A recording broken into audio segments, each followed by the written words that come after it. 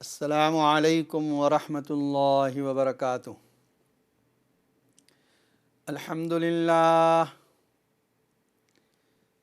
للہ حمدا کثیرا کما امر، واشہد ان لا الہ الا اللہ وحدہ لا شریک لہ فی الخلق والامر، واشہد ان سیدنا ونبینا ومولانا محمدا عبدہ ورسولہ المبعوث إلى الأسود والأحمر لتتميم مكارم الأخلاق، وعلى آله وأصحابه الذين هم خلاصة العرب العرباء، وهم كالنجوم في السماء للاقتداء والاهتداء، وهم مفاتيح الرحمة ومصابيح الغرر. أما بعد فأعوذ بالله من الشيطان الرجيم. بسم الله الرحمن الرحيم. سبحان الذي يسرى بعبده ليلا من المسجد الحرام إلى المسجد الأقصى الذي باركنا حوله لنريه من آياتنا إنه هو السميع البصير. صدق اللہ العظیم۔ ناظرین کرام، اس وقت آپ دیکھ رہے ہیں اقرا ٹی وی پر لائیو Q&A کا پروگرام۔ مفتی محمد اشفاق آپ کی خدمت میں حاضر ہیں، اور جیسا کہ آپ جانتے ہیں شروع میں ایک موضوع پر گفتگو ہوتی ہے، بعد میں آپ کے لیے لائیو کالوں کا سلسلہ جاری کیا جائے گا، اور انشاءاللہ آپ کے سوالات کے جوابات قرآن و سنت کی روشنی میں دیے جائیں گے۔ جو آیت میں نے پڑھی ہے سورہ بنی اسرائیل کی پہلی آیت ہے۔ اس سورت کا دوسرا نام سورہ اسراء بھی ہے۔ اسرا یسری اسراءن، یہ عربی میں جو لفظ ہے، ورڈز ہے، اس کے معنی ہوتے ہیں رات میں سفر کرنا۔ اس سورت کی پہلی آیت میں ایک بڑے سفر کا ذکر ہے، اس وجہ سے اس سورت کا نام سورہ اسراء بھی ہے۔ سورہ بنی اسرائیل اس لیے کہتے ہیں کہ اللہ تعالیٰ نے بنی اسرائیل کے بہت سے احکام اس سورت میں بتائے گئے ہیں، ذکر کیے ہیں، بتائے ہیں۔ سورہ بنی اسرائیل کی اس پہلی آیت میں اس سفر کا ذکر ہے جس کو ہم اسراء اور معراج کا سفر کہتے ہیں۔ چونکہ یہ سفر رجب کے مہینے میں پیش آیا تھا، اس لیے آج اسی مناسبت سے ہم گفتگو کرتے ہیں کہ اس واقعے کا حاصل کیا ہے، یہ واقعہ کیوں پیش آیا، اور یہ واقعہ کب پیش آیا تھا۔ سب سے پہلے یہ کہ یہ واقعہ کب پیش آیا، مورخین، ہسٹورین اس بات پر متفق ہیں، ایگری ہیں کہ یہ واقعہ ہجرت سے پہلے پیش آیا۔ کون سے سن میں پیش آیا، کون سے سال میں پیش آیا؟ سن نبوی 11 میں یہ واقعہ پیش آیا۔ سن نبوی کا مطلب یہ ہوتا ہے نبوت ملنے کے بعد سال کی جو ترتیب ہے اس کو سن نبوی کہتے ہیں، اور ہجرت کے بعد سن ہجری کہا جاتا ہے۔ تو سن نبوی 11 میں، جس کو عام الحزن بھی کہتے ہیں، غموں کا سال، غموں کا سال اس لیے کہا جاتا ہے کہ حضرت خدیجہ رضی اللہ تعالی عنہ کا انتقال اس سال ہوا تھا، جو نبی اکرم صلی اللہ علیہ وسلم کی پہلی بیوی، جن کی زندگی میں آپ نے دوسرا نکاح نہیں کیا، جن سے آپ کی تمام اولاد ہوئی سوائے ابراہیم کے جو ماریہ قبطیہ سے ہوئے تھے۔ حضرت خدیجہ رضی اللہ تعالی عنہ روئے زمین پر پہلی ایمان لانے والی خاتون بھی اور نفس بھی۔ سب سے پہلے ایمان لانے والی حضرت خدیجہ ہیں۔ جب آپ غار حرا سے آ رہے ہیں، گھبرائے ہوئے ہیں، پہلی وحی کے نازل ہونے کے وقت جو کیفیت تھی وہ آپ پر طاری تھی، اور گھبراہٹ میں آپ کہہ رہے ہیں زمبلونی زمبلونی، مجھے چادر اڑا دو۔ ایسے وقت میں حضرت خدیجہ نے آپ کو دلاسا دیا کہ اللہ آپ کو رسوا نہیں کرے گا، آپ صلہ رحمی کرتے ہیں، آپ مہمانوں کا اکرام کرتے ہیں، آپ بیواؤں کا، یتیموں کا خیال رکھتے ہیں۔ اس عظیم شخصیت کا انتقال ہو جانا آپ کی زندگی میں ایک بڑا صدمہ تھا۔ وہ اسی سال پیش آیا تھا۔ طائف کا وہ سفر جس میں نبی اکرم صلی اللہ علیہ وسلم کو صرف جھٹلایا نہیں گیا بلکہ آپ پر پتھر مارے گئے، آپ کے جسم اطہر سے خون نکلا، جوتیاں خون سے بھر گئیں۔ حضرت عائشہ رضی اللہ تعالی عنہ فرماتی ہیں کہ مدینہ منورہ میں نے ایک دن نبی اکرم صلی اللہ علیہ وسلم سے جب یہ پوچھا کہ آپ کی لائف کا، آپ کی زندگی کا سب سے مشکل دن کون سا، تو آپ نے فرمایا طائف کا دن۔ آپ اس نیت سے طائف گئے تھے کہ اگر طائف والے ایمان لے آئیں گے اس کی وجہ سے مکہ والوں پر بھی اثر پڑے گا، یعنی یہ لوگ بھی ایمان لے آئیں گے، لیکن بجائے اس کے کہ وہ ایمان لاتے، انہوں نے نبی اکرم صلی اللہ علیہ وسلم کے ساتھ یہ معاملہ کیا۔ وہ بھی اسی سال پیش آیا تھا، طائف کا واقعہ بھی۔ تو گویا صدمات آپ کے دل پر تھے۔ آپ کے چچا ابو طالب کا بھی انتقال اسی سال ہوا تھا، جو آپ کے بہت مضبوط سپورٹر تھے، اگرچہ ایمان نہیں لائے لیکن سپورٹ کیا کرتے تھے۔ اللہ تعالیٰ نے آپ کے اس صدمات کو دور کرنے کے لیے، غموں کو دور کرنے کے لیے اور زخموں پر مرہم رکھنے کے لیے اللہ نے معراج کا سفر طے کرایا۔ رجب کے مہینے میں جمہور کی رائے کے مطابق یہی 27 کی نائٹ تھی، 27ویں تاریخ تھی جب یہ سفر ہوا۔ اور اس سفر کی کیفیت یاد رکھیں، اس سفر کے 2 حصے ہیں۔ پہلا حصہ سبحان الذی اسری بعبدہ لیلا من المسجد الحرام الی المسجد الاقصی، یہ زمینی سفر جو اللہ نے قرآن میں ذکر فرما دیا کہ مسجد حرام سے مسجد اقصی تک کا یہ سفر، اس کو اسرا کہا جاتا ہے۔ دوسرا حصہ بیت المقدس سے آسمانوں کا سفر، اس کو معراج کہا جاتا ہے۔ ثم عرج بی الی السماء، اس لفظ سے معراج کہا جاتا ہے۔ معراج کے لفظی معنی ہوتے ہیں چڑھنا، تو یہ سفر آسمانوں پر چڑھ کے ہوا ہے۔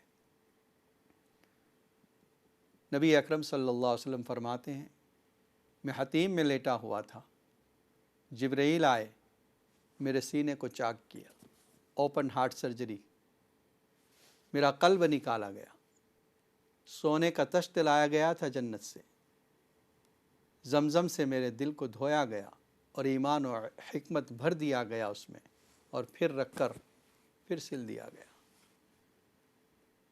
کوئی نشان نہیں تھا۔ حضرت انس فرماتے ہیں ایک لمبی سی بالوں کی لائن تھی اس جگہ پر، جہاں سے شق ہوا تھا سینہ، وہاں سے۔ ایک مرتبہ اس سے پہلے بھی ہو چکا تھا یہ واقعہ، جب آپ چھوٹے تھے، حلیمہ سعدیہ کے یہاں پر تھے آپ بچپنے میں، اس وقت بھی یہ واقعہ پیش آیا تھا، اور یہ دوسری مرتبہ۔ پھر براق لایا گیا اور میں اس پر سوار ہوا۔ یہ براق کیا تھا؟ فرمایا نبی اکرم صلی اللہ علیہ وسلم نے، گدھے سے تھوڑا بڑا اور خچر سے تھوڑا چھوٹا، سفید جانور تھا۔ برقن کے معنی ہوتے ہیں بجلی، اور براق اس میں مبالغے کا صیغہ، بجلی سے زیادہ تیز رفتار۔ جہاں اس کی نگاہ پڑتی تھی وہاں اس کا پیر پڑتا تھا۔ سپر سونک اسپیڈ سے آپ نے مسجد حرام سے مسجد اقصی کا سفر کیا، انبیاء کرام کی امامت کی، اور پھر آپ کو اوپر لے جایا گیا۔ پہلے آسمان پر آدم علیہ السلام سے ملاقات ہوئی، اس لیے کہ سب سے پہلے انسان ہے۔ دوسرے آسمان پر حضرت عیسیٰ علیہ السلام سے، کیونکہ یہ آپ سے بہت قریب ہیں۔ حضرت عیسیٰ علیہ السلام اور نبی صلی اللہ علیہ وسلم کے درمیان کوئی نبی نہیں۔ تیسرے آسمان پر یوسف علیہ السلام سے، اس لیے کہ یوسف علیہ السلام کے ساتھ جو حالات پیش آئے تھے، اللہ اشارہ فرما رہے ہیں کہ یوسف کو کنویں میں ڈالا گیا، جیل خانے میں ڈالا گیا، لیکن اللہ تعالیٰ نے یوسف علیہ السلام کو تخت شاہی پر پہنچا دیا۔ ٹھیک اسی طرح آپ کے ساتھ جو مکہ والے ظالمانہ برتاؤ کر رہے ہیں، اللہ تعالیٰ آپ کو عزت کے اس مقام پر لے جائے گا جیسے یوسف علیہ السلام کو تخت شاہی پر پہنچا دیا تھا۔ پھر ادریس علیہ السلام، پھر حضرت ابراہیم علیہ السلام سے ملاقات ہوئی، جو بیت المعمور کی دیوار سے ٹیک لگائے بیٹھے تھے۔ بیت المعمور کیا ہے؟ حدیث میں آتا ہے بیت المعمور ایگزیکٹلی خانہ کعبہ سے اوپر آسمانوں پر فرشتوں کا کعبہ ہے، اور ایٹ اے ٹائم ہر وقت 70,000 فرشتے اس کا طواف کرتے رہتے ہیں، اور جس نے ایک مرتبہ طواف کر لیا کبھی لائف میں اس کا دوبارہ ٹرن نہیں آئے گا۔ اندازہ کیجئے فرشتوں کی تعداد کتنی ہوگی، ہر وقت 70,000 فرشتے۔ پھر اس سے آگے بڑھے، سدرۃ المنتہا جو چیک پوسٹ ہے، نیچے سے جانے والی چیزیں وہاں رکتی ہے، اوپر سے آنے والی چیزیں وہاں رکتی ہیں۔ حضرت جبرائیل علیہ السلام نے کہا بس اب میں اس سے آگے نہیں بڑھ سکتا۔ نبی اکرم صلی اللہ علیہ وسلم نے فرمایا اب تک آپ نے ساتھ دیا، اب کہا نہیں، اگر یکسرے منہ برتر پرم فروغ تجلی بسوزت پرم، اگر میں ایک بال کے برابر بھی آگے بڑھ گیا اللہ کی تجلی سے میرے پر جل جائیں گے۔ تو صرف آپ کو آگے جانے کی اجازت ہے، آپ اس سے بھی آگے بڑھیں۔ لقد رأى من آیات ربہ الکبریٰ، اللہ کی بڑی بڑی نشانیوں کو آپ نے دیکھا ہے۔ اس سفر میں آپ کو اللہ کی طرف سے جو تحفے ملے ہیں، 3 تحفے ملے ہیں۔ پہلا 50 نمازوں کا ہدیہ ملا، دوسرا سورہ بقرہ کی آخری 2 آیتیں، آمن الرسول بما انزل الیہ من ربہ والمؤمنون، یہاں سے آخر تک، فانصرنا علی القوم الکافرین، یہ 2 آیتیں آپ کو اس دن عطا کی گئی۔ اور تیسرا ایک بشارت دی گئی، خوشخبری دی گئی کہ آپ کی امت میں سے جو شخص بھی شرک سے بچ کر آئے گا اس کو اللہ تعالیٰ جنت میں داخل فرمائیں گے، یعنی محض ایمان کی وجہ سے ہم جنت عطا فرمائیں گے، اس کے کبیرہ گناہوں کو بھی اللہ معاف فرما دیں گے۔ یہ بشارت ہے، شرک کی بخشش نہیں ہوگی۔ ان اللہ لا یغفر ان یشرک بہ ویغفر ما دون ذلک لمن یشاء، بے شک اللہ تعالیٰ بخشش نہیں فرمائے گا، مغفرت نہیں فرمائے گا اس بات کی کہ اس کے ساتھ کسی کو شریک کیا جائے۔ وَيَغْفِرُ مَا دُونَ ذَلِكَ لِمَن يَشَاءُ، اس کے علاوہ جس کے لیے اللہ چاہے گا بخش دے گا۔ یہ 3 چیزیں آپ کو عطا کی گئیں۔ نبی اکرم صلی اللہ علیہ وسلم وہاں سے آئے، واپسی میں پھر موسیٰ علیہ السلام سے ملاقات ہوئی، آسمانوں پر ہیں۔ موسیٰ علیہ السلام نے پوچھ لیا اللہ کی طرف سے کیا ملا؟ آپ نے فرمایا کہ 50 نمازیں ہدیے میں ملی ہیں۔ حضرت موسیٰ علیہ السلام نے درخواست کی کہ آپ اللہ کے پاس واپس جائیں اور تخفیف کی درخواست کریں، یعنی ریکویسٹ کریں کہ تھوڑی کم کر دیں۔ نبی اکرم صلی اللہ علیہ وسلم واپس ہوئے، اللہ سے درخواست کی کچھ کم فرما دیجئے، تو اللہ نے 45 کر دی، 5 کم کر دی۔ پھر واپس آئے موسیٰ علیہ السلام کے پاس، پھر پوچھا کیا ہوا؟ کہا 5 کم کر دی۔ کہا نہیں اور کم کروائیے۔ پھر واپس آئے، پھر 5 کم ہوئی، پھر کہا کہ نہیں اور کم کروائیے۔ اس طرح ہوتے ہوتے جب 5 باقی رہ گئیں، اللہ تعالیٰ نے ارشاد فرمایا اے محمد صلی اللہ علیہ وسلم یہ 5 ہیں، جو ان کو اہتمام سے پڑھے گا اس کو ہم 50 نمازوں کا ثواب دیں گے۔ دیکھیے 50 نمازوں کا ثواب۔ پھر موسیٰ علیہ السلام نے کہا نہیں ابھی اور کم کرائیے، میری امت پر 2 نمازیں فرض تھی اور میں نے اپنی امت کا حال دیکھ لیا ہے۔ نبی اکرم صلی اللہ علیہ وسلم نے فرمایا مجھے شرم آتی ہے، اور یہ 5 کر کے کم ہو رہی ہے، اگر یہ 5 بھی کم ہو گئی تو میں امت کے پاس کیا لے کر جاؤں گا؟ اس لیے آپ دوبارہ نہیں گئے۔ ایک سوال ذہن میں ہوتا ہے کہ اگر 50 نمازیں ہوتی تو ہم کیسے ادا کرتے؟ یہ 5 نمازوں میں صبح سے لے کر رات تک اوقات متعین ہیں، تو 50 نمازیں ہم کیسے ادا کرتے؟ ایک جواب تو اس کا یہ ہے کہ اللہ تعالیٰ اس کے لیے کوئی ترتیب بنا دیتا۔ دوسرا یہ کہ آلریڈی ہم تقریباً 48 رکعت تو پڑھ ہی رہے ہیں. فجر کی 4 رکعت، ظہر کی 12 رکعت، یہ 16 ہو گئی. عصر کی 8 رکعت 24 ہو گئی. مغرب کی 7 رکعت 31، اور عشاء کی 17 رکعت 48 رکعت تو آلریڈی ہم پڑھ ہی رہے ہیں سنتوں کو ملا کر. تو ہو سکتا ہے کہ اللہ تعالیٰ اسی طریقے سے ہر رکعت کو ایک فرض شمار کر دیتے اور 50 نمازیں ہو جاتی. اور حکمت 50 سے 5 پر لانے میں یہ تھی تاکہ ہم کو یقین آ جائے کہ ہم یہ جو 5 پڑھ رہے ہیں 50 کے برابر ہے. اور ویسے بھی اللہ کا وعدہ ہے قرآن میں، من جاء بالحسنۃ فلہ عشر امثالھا، جو ایک نیکی کرے گا اس کو 10 گنا اجر و ثواب ملے گا. یعنی ہر نیکی پر ٹائمز 10، 10 گنا بڑھ جاتی ہے. تو 5 نمازیں 50 کا اجر و ثواب رکھتی ہیں. پھر واپس آیا وہیں پر بیت المقدس میں، اور وہاں سے پھر اسی براق کے ذریعے واپس مکہ کا سفر طے کیا گیا. صبح جب آپ نے لوگوں کے سامنے اس واقعے کو بیان کیا تو مشرکین کو بلکہ مسلمانوں کو بھی تعجب ہوا. ابو جہل نے سوچا آج اچھا موقع ہے، چلو ابو بکر صدیق کے پاس جاتے ہیں، وہ اس مجلس میں حاضر نہیں ہے. جا کر کہا کہ اب تک تمہارے ساتھی زمین کی باتیں کرتے تھے اور اب تو آسمان کی باتیں کرنے لگے ہیں. کہا کیا ہوا؟ کہا اس طرح. حضرت ابو بکر صدیق نے کہا اگر یہ باتیں جو تو کہہ رہا ہے نبی اکرم صلی اللہ علیہ وسلم نے کہا ہے تو میں اس پر ایمان لاتا ہوں. اسی موقع پر آپ نے حضرت ابو بکر کو صدیق کا لقب دیا. بہت زیادہ تصدیق کرنے والا، کہ وہ شخص جس نے مشرک کی زبان سے سنا پھر بھی ایمان لے آیا اس پر. سوالات کرنے لگے کہ اچھا آپ وہاں گئے تھے، مشرقی سائٹ پر کیا ہے، ویسٹرن سائٹ پر کیا ہے، فلاں کیا ہے. اللہ تعالیٰ نے فجلّا لہم بیت المقدس، اللہ نے سامنے کر دیا، لائف دیکھ رہے تھے آپ اور بتاتے جا رہے تھے. ایک بات یہاں سمجھ لیں کہ یہ جو سوالات ہو رہے ہیں، انکار ہو رہا ہے شدت سے، اس کا مطلب یہ تھا کہ وہ سننے والے سبھی سمجھ رہے تھے کہ یہ معراج کا جو سفر آپ نے کیا ہے جسمانی سفر تھا. آج بہت سے آزاد خیال ہیں جو یہ ثابت کرنے کی کوشش کر رہے ہیں کہ آپ کا یہ سفر روحانی تھا. یاد رکھیں اگر روحانی ہوتا تو اس میں کوئی تعجب کی بات نہیں تھی.